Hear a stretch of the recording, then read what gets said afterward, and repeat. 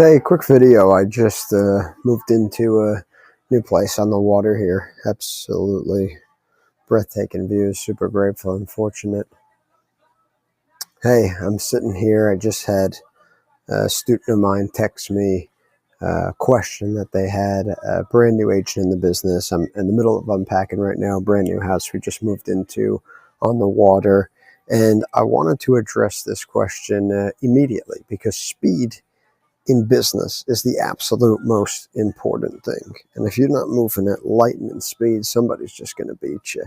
And so I want to read this question out loud as saying, um, you know, I'm dealing with rejection. How do you overcome objections? And people are saying that they're not interested, or they already have benefits or already have insurance, also getting some referral objections if they don't have anyone that they could provide as a referral. Got it. Okay. So at least at that point, you've made someone a client, which is awesome. So people saying they're not interested or already have. Yeah, of course, those will probably be two of your most common objections that you get. They're not interested. And my answer always to that person immediately is, of course, you're not interested. I knew you weren't going to be interested when I reached out, because if you were interested, you would have called me and not the other way around. And I love that line, especially on a cold call or an initial outreach. But now if somebody's in the process and you're presenting them product or strategy or solutions, as long as there is a need that you've uncovered in a proper fact find or goal discovery, then it is mostly a skill issue that the person is not seeing the value. Perhaps they're not sold on you, they're not sold on the product, they're not sold on your company. Maybe you didn't do a good enough job of future pacing the positive or negative situation. Maybe we didn't do a good enough job in explaining that it's a very small cost relative to the tremendous amount of benefit reward that they could receive in insurance-based, normally a God forbid situation. Those are all things we need to consider. And of course, when we do our live game film, we can take a much deeper dive on that. Now, on the other objection, in terms of talking about they already have insurance, yeah, everybody believes that they have insurance through work as an employer benefit. And back in the day, those benefits were a lot stickier. And it's important that we educate our prospects and educate our clients on the fact that what they have through work is closer to zero than the fact that they actually have coverage. And you might even want to laugh in a playful, friendly way when someone is adamant that their work coverage is going to cover them. Now, in very few cases, certain amazing companies have some tremendous benefits. But more often than not, somebody has maybe 1 times their base salary. Maybe it's 2 times base salary. Maybe it's just a flat 50,000. Relatively, it's nothing. And so basically what you want to do is, especially if we're talking about now here, term life insurance, group term life insurance, is we really just want to explain it to the prospect and let them come to the conclusion. Just agree with them. You absolutely have something through work. And most people, most of my clients thought that was going to be enough to take care of their family, their kids, grandkids' legacy. And we did a really quick exercise. And at the end of it, we determined it wasn't enough. You might determine it's enough. So if you got a minute, probably should edit that out, would like to walk you through a quick exercise. Do you mind doing this with me? And let's just walk them through a basic exercise in future pace and what life would look like.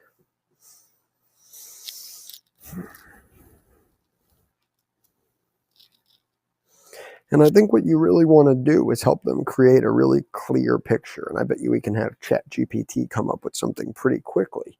In terms of a pie chart, think about all the responsibilities you have as a parent, as a spouse, as a wife, as a husband, as a mother, as a father, what that entails. That means you play therapist to your kids. You're the driver for your kids. You're taking them to and from sports. You're their tutor. You're helping them with homework. You're a babysitter. You're a chef. I mean, you love them as everything you do for them. And none of that can actually ever be replaced if you are no longer here. There's one small slice that can be replaced, and you know what that is? They'll say, I don't know, maybe it's my paycheck. Exactly. The one thing that we can replace is your paycheck. That God forbid you are not here. The soccer practice doesn't stop. The house goes up for sale. The kids move out of school district. Now they're making new friends. They're all alone. You're paying for therapy now. Now all of a sudden you need a driver. There's a whole slew of expenses that come up. People also underestimate that their kids will likely need 6 to 18 months of therapy. That's an added cost. Now your wife has to continue or go back to work. You need a nanny. That's an added expense. So, in some sense, Mr. and Mrs. Prospect, I'm sure you would agree that for 10 cents on the dollar, it makes sense to make sure that in the absolute worst moment in your family's life, they're not having to stress about whether the kids can stay in the same school that they've made their best friends. Would you agree? And we really want to paint that picture. I always use the word imagine. Imagine is a really powerful word in painting a picture for a prospect. So that's one of the things you want to do. And the next thing you want to do is walk them through the exercise. And oftentimes people are taught a needs-based analysis. And frankly, I think needs-based analysis is one of the stupidest ways to present anything. If anything, you should be presenting a wants-based analysis. And that wants-based analysis should be used utilizing a human life value or an economic life value model in terms of calculating that. Okay, because needs, need very little. Need. In terms of need, got something beeping here. Some music here. Excuse me. In terms of needs-based analysis, you think of bare minimum. Okay, what will you need, God forbid? Well, you need this to be paid, this to be paid, this to be paid. No, forget need. Want. What do you want, right? You got a whole car right now. What do you drive, Mr. and Mrs. Prospect? Wow, you drive the brand new 2025 Porsche Carrera. That's unbelievable. Now, if God forbid something happened to that vehicle, you got into an accident, the car was absolutely totaled. You can never drive the car again. It's all squished up. You've seen those pictures. It almost looks horrifying. You can imagine that for a second. And now you go and you want to get the car replaced. You love this car. It's $100,000, $150,000, $200,000 car. Do you want a quarter of the car replaced, half the car replaced, or you want the entire car replaced exactly as it was as you bought it? I want the whole car replaced. Same thing with your life. We have the option to replace your entire life in the form of you as an economic value as a paycheck. We can replace half of it. We can replace a quarter of it. We can replace none of it. Right now, Mr. and Mrs. Prospect, you're bringing in $100,000 a year. Let's just say for easy math, $100,000 a year covers your entire lifestyle with $1,000 a month, let's say, left over for some savings or emergency fund, whatever it may be, for the really simple math of this. Okay. How much money do you believe it would take to replace that income is essentially what we're trying to solve for. So on an economic life value, to use that as a calculation, you would roughly take a person's age, multiply that by basically how far they are from retirement. So if it's a 40-year-old, you're roughly 20 years away from a fake retirement of 60, 65. Somebody earns $100,000 times 20, would be a $2 million death benefit in this example. 30 years old times 100,000 with $3 million, and so on and so forth. So let's just say there's a $2 million death benefit. God forbid you were no longer here.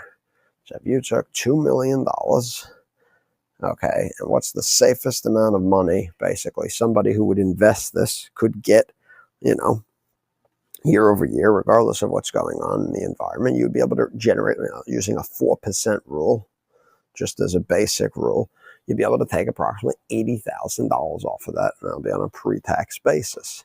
Now, if you're earning $100,000 a year, and that nets down to probably $70,000 in taxes, that $2 million is roughly, at a bare minimum, what's required to replace that income.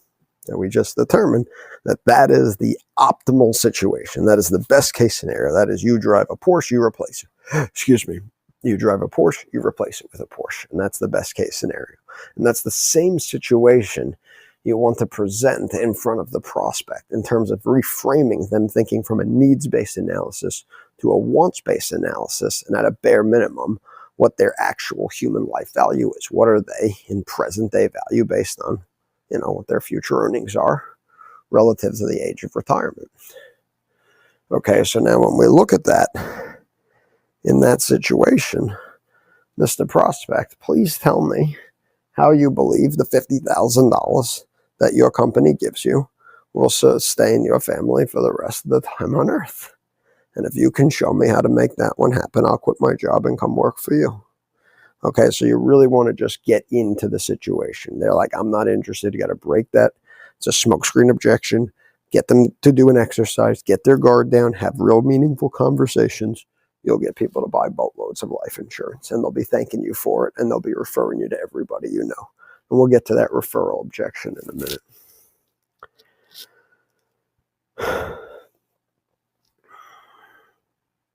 And basically the one piece that I want to add to all of this is you have that option when the person passes where you basically have two options, right? God forbid somebody passed away and you got a check tax-free for $2 million. Well, you have two options. The first option is you take that $2 million and you do your best to spend it down as little as possible and make it last as long as possible. Not very efficient, pretty much. Wouldn't do much. Very temporary. Maybe 1 to 2 years, 3 years, maybe. Well, the second option, which 99.9% of people would pick, is the option where they would turn around, they would hand that roughly $2 million. I hope this mic's been good. If I've been sitting talking into it, I do hope this audio is good. Hand it to a financial advisor and say basically, what's the safest return you can get me on this money? I need it to last how long? Some indeterminate amount of time. And so that person would basically use some 3 to 4% rule, that is the number that you would spit off that income on an annual basis that would be used for the rest of time to sustain and to replace that person's paycheck. And I think that's really, really important in terms of framing term life insurance. Now, you can also frame term life around in the context of a larger financial plan. Now, if you're just selling straight insurance and you only work for a straight insurance carrier, my personal belief is going into 2025 and beyond, that is not what the market wants. I think you should be in or move to a place that does total comprehensive financial planning, and that the insurance is built into the context of a larger financial plan, one that oversees every aspect of your financial life, from all your insurances to your savings, to your investments, to your taxes, to your retirement, to accumulation, and so on and so forth. That is a personal belief. I'm sure I will get tremendous hate in the comments. Please bring it on. We can have a debate. But I believe the market would like to see advisors that are more in line with putting together financial plans, even in a basic level, than just strictly selling an insurance product. Frankly, it's a lot harder that way, because if you're only focused on one piece of the balance sheet, you're only making decisions in a silo, which leads there to be gaps and inefficiencies in the plan. Any which way, by taking maximum amount of term life insurance, especially from a carrier in which you can convert it to whole life insurance down the road and switch it to a permanent insurance. We'll get to that in future videos, or we've already recorded them and you can click some button. Is wildly important. It will allow you to take more risk in your investments, because God forbid anything happens, you have an entire nest egg that will be replaced. So it's very important that we take maximum, in my opinion, economic life value and check that box in the totality of a financial plan, at least from a protection standpoint. It allows you to be a lot more aggressive in terms of savings and investments. And so it's almost like penny wise, dollar foolish. And, the next thing I'd add to this is you have to be an expert in finding money. Find wasted dollars in your client's world. Find inefficiencies in the plan. Find inefficiencies in the property and casualty insurance. Find inefficiencies in wasted fees in investment portfolios. Find wasted fees in credit card debt at 28%. Overpaying for certain term life insurance. Overpaying for group benefits. Overpaying by having money sitting in a checking account and not a savings account, losing interest.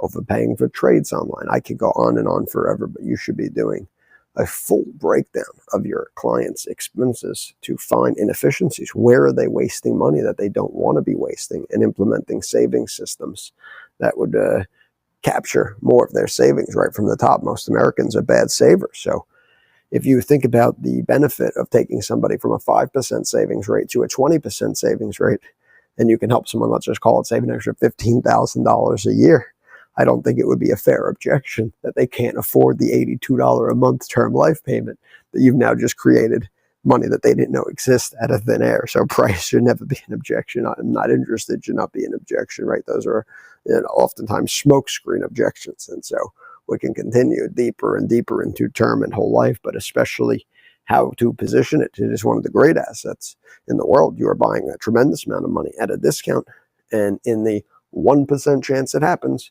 it is the best thing there. And if you never use it, it'll be the best money you waste your entire life. I promise you, you will not be upset. And if you buy it properly, where you can convert it without additional medical underwriting to a permanent whole life policy, God forbid something happens to your health, that alone would be priceless, let alone what that would do in the totality of a financial plan over 80 plus years. And so now we're talking like Bernie Sanders here. As we're approaching 15, 16 minutes, I want to pause here. And I want to do the referral objection, which we had recorded a whole series earlier, but we'll do a quick recap for that video as well.